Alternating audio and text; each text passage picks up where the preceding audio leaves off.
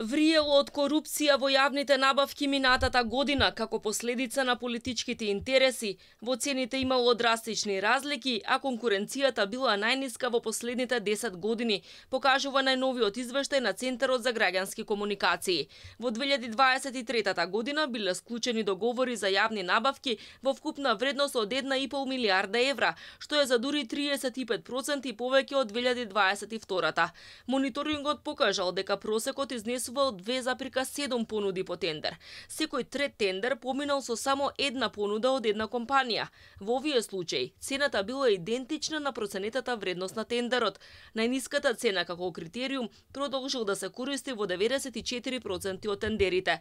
Центарот за граѓански комуникации ги лоцира причините за слабата конкуренција во фаворизирачките тендерски документации и тоа што бизнис секторот изгубил доверба дека ќе има фер надпревар во јавните набавки. Дополнително, во секој четврти тендер не била наведена количината на она што се купува. Ваквото постапување е извор на сериозни манипулации и овозможува лесно местење кој да го добие тендерот.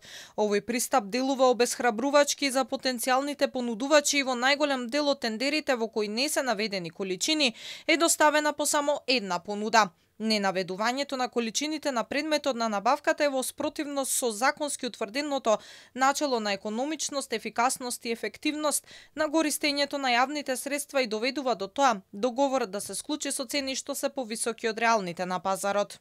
Над половина од фирмите кои учествуваат во јавните набавки и 41% од службениците во државните институции сметаат дека во тендерите често има корупција. 23% од компаниите се изјасниле дека лично се соочиле со случаи на мито и корупција.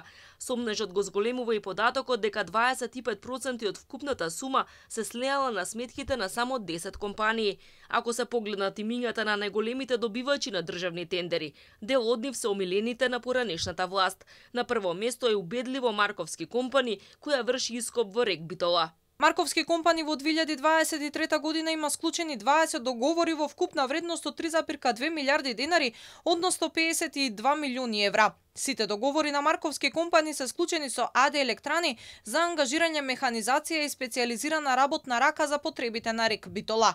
За една година Марковски компани успеала да ја дуплира вредноста на јавните набавки со тоа што во 2022 има договори во вредност од околу 25 милиони евра, а во 2023 година од 52 милиони евра. Извештаите покажале дека институциите купувале исти производи и услуги, но по многу различни цени. Например, цените на исти лиценци за компјутерски софтвер варирале од најмалку 6.000 до дури 23.000 денари.